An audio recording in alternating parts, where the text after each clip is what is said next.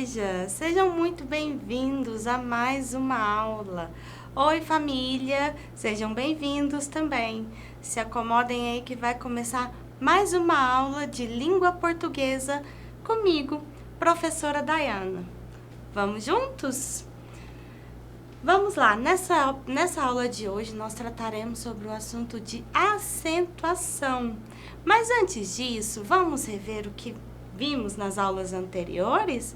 Nós vimos sobre os gêneros poema, vimos sobre poesia e o gênero textual prosa. Nós pudemos ver aí como que pode ser encaixado a prosa na poesia, como utiliza a poesia nas mais variadas linguagens, não foi mesmo? E hoje eu trouxe aqui um texto, A Canção do Exílio, de Gonçalves Dias. Vamos ler juntos? Minha terra tem palmeiras, onde canta o sabiá.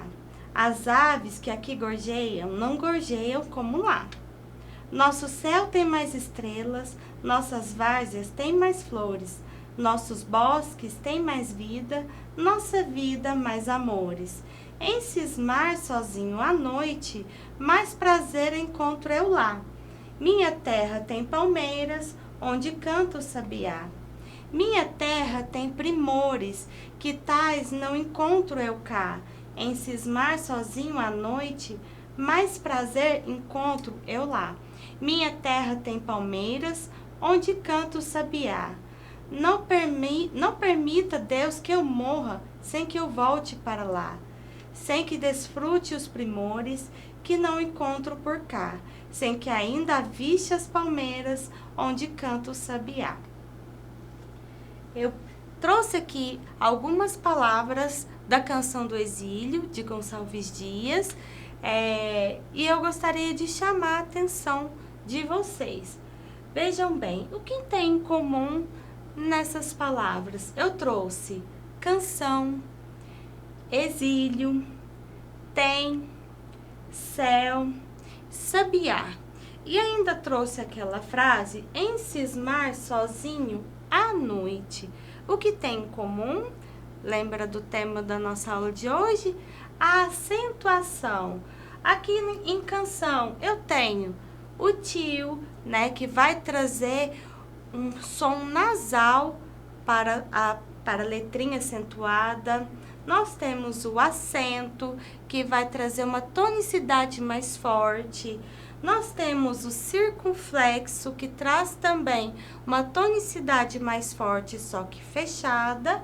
Porém, nós veremos aí, ou hoje nas próximas aulas, que o acento circunflexo em algumas palavras é somente para sinalização.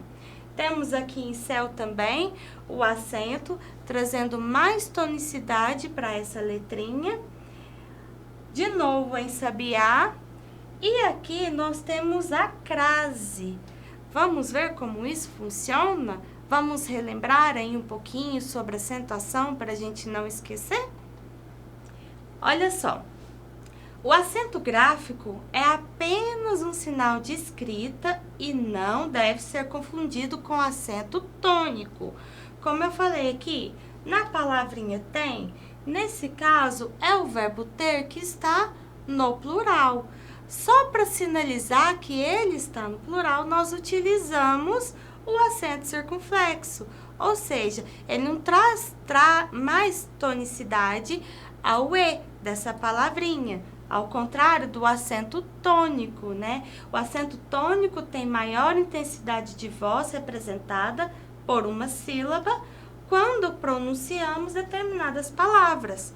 Por exemplo, ela é, ó, tá vendo? Mesmo em uma monossílaba, uma palavrinha de uma sílaba só, ou então, ela é uma mulher muito sábia.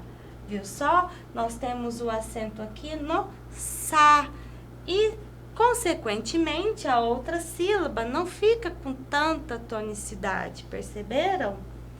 A próxima frase. Sandra não sabia nada sobre Mário. Perceberam? A palavra sábia e a palavra sabia têm a mesma grafia, só que com uma pequena diferença. No caso de sabia, se trata de um verbo, o verbo saber, no pretérito. Apesar de não haver aqui um acento para dar tonicidade, certo? Nós sabemos que o verbo saber, sabia, tem mais tonicidade no bi, mesmo não havendo acento. E o Mário também, né? Mário. Tá vendo que o má falamos com mais tonicidade? E o último exemplo aqui, ó. O sabiá tem o canto mais lindo. Vejam bem, sábia, sabia e sabiá. Ó, onde veio o acento do sabiá? Lá no último A. Então, nós vamos dar mais tonicidade, né, ao nome do pássaro sabiá, lá no finalzinho. Vamos ver a diferença, ó. Sábia, tá vendo aqui? Eu até tentei deixar um pouco mais destacado. Sabia e sabia. Percebam? Perceba que uma sílaba recebe acento tônico, sendo, portanto, chamada sílaba tônica. Ou seja, se a sílaba ela é mais forte na palavrinha, ela é tônica. E as demais, átonas, certo? Quando a sílaba não tem tonicidade, nós chamamos de átonas. Vamos lá. Monossílabos. O que são monossílabos? São palavrinhas com uma sílaba só, né? Por exemplo, sem que eu volte para lá. Sem é uma palavrinha monossílaba, que é uma palavrinha monossílaba, eu é uma palavrinha monossílaba, ou seja, uma sílaba só. Lá é uma palavrinha monossílaba. Percebam que destas que eu mostrei para vocês, somente uma é tônica, somente uma tem mais força. Mesmo que sem, bem e outras palavrinhas monossilábicas, ela mesmo tendo tonicidade, ela não traz acento, mas são monossílabos tônicos também. Vamos lá. O nó feito no cordão não poderá ser desfeito. O nó feito no cordão. Perceberam a diferença? Mesma grafia, a diferença só tem um acentozinho que vai trazer tonicidade à nossa sílaba e vai diferenciar também o significado da palavra. Perceberam? Ó, nó, monossílabo tônico, né? E ele é forte, ele é tônico, e no, monossílabo átono. O no é a junção, né, de em mais o artigo definido o, que vai virar no. Mas ele não tem tonicidade, ele não é tão forte quanto a palavrinha no, certo? Os acentos que nós temos, o acento agudo, que vai trazer tonicidade para aquela sílaba mais forte em uma palavra. Por exemplo, a palavra sabiá. Percebam que o A é mais forte na palavra sabiá, quando queremos dizer o nome do pássaro. E o tio? O tio, ele vai trazer uma entonação mais nasal para aquela letrinha a qual ele vai acompanhar. Por exemplo, canção. Percebam? Ó, o tio, ele vai trazer, então, um som mais nasal para aquela palavrinha. Outro exemplo, a palavra mamãe. Percebam que traz um sonzinho nasal, enquanto o agudo traz um som mais aberto, uma tonicidade aberta, o tio vai trazer uma tonicidade nasal. E o acento circunflexo? Você conhece outro nome para esse acento? Quando eu estava aprendendo, eu aprendi como chapeuzinho. mas o nome real desse acento é o circunflexo, né? E o circunflexo vai trazer uma tonicidade mais fechada. Por exemplo, a palavra você. Se eu tivesse aqui, ao invés de um acento circunflexo, tivesse um acento agudo, seria você. Tá vendo que seria mais aberto? Já o acento circunflexo, né, que é o que realmente utilizamos, ele traz uma tonicidade para essa letra mais fechadinha. E por último, o acento grave, que utilizamos em crase, para a junção da preposição a mais o artigo definido feminino a. Para não usar o a duas vezes, utilizamos a crase, que fica a. E a classificação, né? Como que é essa classificação quanto à posição da sílaba tônica em uma palavra?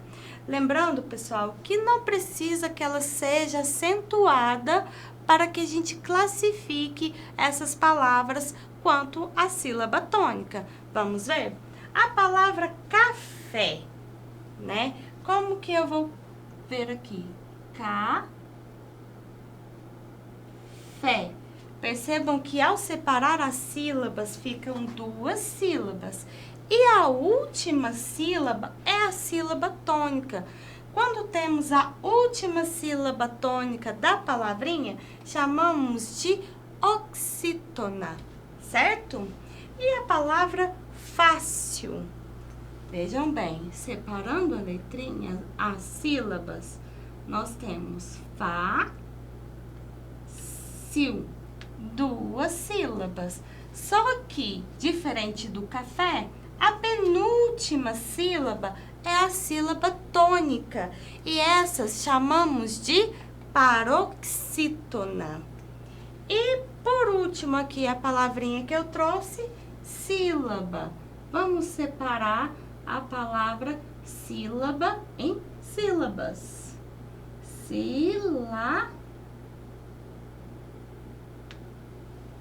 Olha só.